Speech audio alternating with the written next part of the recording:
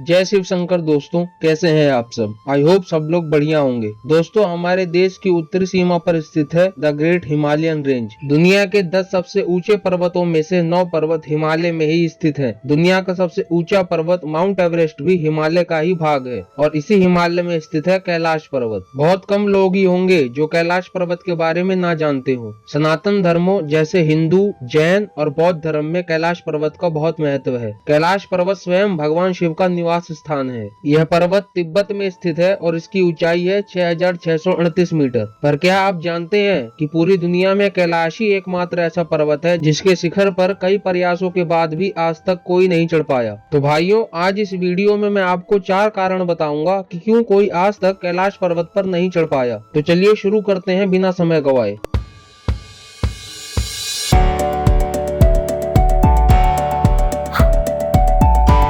दोस्तों, हमारी पृथ्वी पर कैलाश पर्वत से भी ऊंचे ऊंचे पहाड़ हैं जिन पर हजारों लोग चढ़ चुके हैं। फॉर एग्जाम्पल माउंट एवरेस्ट, जो कैलाश पर्वत से भी 2210 मीटर अधिक ऊंचा है, उस पर अब तक 5000 से भी अधिक लोग चढ़ चुके हैं। बट कैलाश पर्वत पर जितने भी लोगों ने चढ़ने का प्रयास किया, सब असफल रहे। इसका पहला कारण है दिशा भ्रम होना। कैलाश पर्वत पर चढ़ते ही लोग अपनी दिशा से भटक जाते हैं और पहाड़ चढ़ते समय दिशा से भटक जाने का मतलब है यमराज को खुला ऑफर देना। दूसरा कारण है मौसम। कैलाश पर चढ़ते समय मौसम किसी भी समय बदल जाता है और कभी भी तूफान आ जाता है। किसी भी समय बर्फबारी होने लगती है जो पर्वतारोहियों का मार्ग रोक लेती है। ऐसा ही कुछ हुआ ब्रिटिश पर्वतारोही कर्नल आरसी विल्सन के साथ। उन्होंने कहा कि जैसे ही मुझे लगा कि मैं एक सीधे रास्ते से कैलाश पर्वत पर चढ़ सकता हूँ, वैसे ही भयानक बर्फबारी ने रास्ता रोक दिया। तीसरा कारण है स्वास्थ्य का बिगड़ना। किसी भी पहाड़ पर चढ़ते समय बॉडी पर थोड़ा बहुत इफेक्ट तो होता ही है, क्योंकि जैसे जैसे लोग ऊपर चढ़ते जाते हैं ऑक्सीजन लेवल कम होता जाता है। बट ये इतना अधिक नहीं होता कि लोग पहाड़ों पर चढ़ना छोड़ दें, वरना माउंट एवरेस्ट पर तो कोई चढ़ ही नहीं पाता। परंतु कैलाश पर्वत पर ऐसा नहीं है। कैलाश पर्वत पर चढ़ते समय लोगों की हेल्थ पर इतना बैड इफेक्ट होता है कि उन्हें वापस नीचे आना ही पड़ता है। ऐसा ही हुआ रूसी पर्वतारोही सर्गेई सिस्टियाकोव के साथ। उन्होंने बताया कि जब मैं पर्वत के बिल्कुल पास पहुंच गया तो मेरा दिल तेजी से धड़कने लगा। मैं उस पर्वत के बिल्कुल सामने था जिस पर आज तक कोई नहीं चढ़ पाया। सडनली मुझे बहुत वीकनेस फील होने लगी और मुझे लगा कि यहाँ और नहीं रुकना चाहिए। फिर जैसे जैसे मैं नीचे आता गया, मेरा मन हल्का होता गया। दोस्तों, कैलाश पर्वत पर समय बाकी दुनिया की तुलना में बहुत ही तेज गति से चलता है। नॉर्मली एक व्यक्ति के बाल और नाखून 2 वीक्स में जितने बढ़ते हैं, इस पर्वत पर 12 घंटे में ही बढ़ जाते हैं। इस पर्वत पर चढ़ने वाले लोगों ने स्वयं इस चीज को एक्सपीरियंस किया है। कैलाश पर्वत के पास 2 झीलें स्थित हैं। एक है मानसरोवर झील और दूसरी है राक्षस झील। कैलाश की तरह मानसरोवर का भी बहुत धार्मिक महत्व है।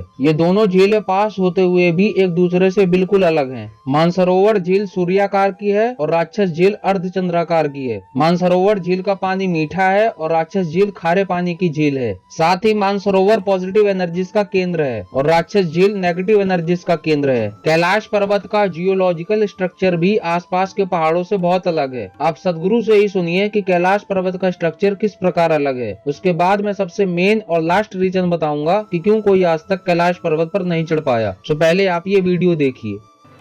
So if you look at this whole setup, the geographical, geological setup around it, you see what is called as a conglomerate of mass, which is like concrete, which has all pebbles molded into some molten earth. So something happened there which created temperatures between 800 to 1100 degrees centigrade, which melted the soil, but which did not melt the rocks. If a volcano happens, rocks melt because the temperatures go up to 3000 degrees centigrade. If a meteorite lands, temperatures hit 4000 to 6000 degrees centigrade, so everything melts. These are the two phenomena we know which generally create that kind of temperature. Or if the tectonic plates move, which has definitely happened in the area, if they happen, then also temperatures could raise because of the friction and things could melt. I really don't have enough scientific information as to what is the kind of temperatures that happen. Some Russian scientist says that this kind of tectonic clash could create that kind of 800 to 1000 degrees centigrade and soil could melt and all this stuff. It's possible. That looks like the most sensible scientific explanation that one can give. So soil melted and the rock did not melt. That's why you see all those mountains like concrete standing up with all pebbles sticking all over the place. All the mountains around when you are walking are like concrete mountains. You can see pebbles and molten soil. But Kailash alone is standing like a steel, like black steel, it's standing there. And last time we sent people right up to the core to get some rocks from the mountain itself. And we have them with us. We see that it's energy-wise, it's reverberating in a big way, but we do not know the geological composition of this. Is it a meteorite or is it a certain rising that happened from the earth itself?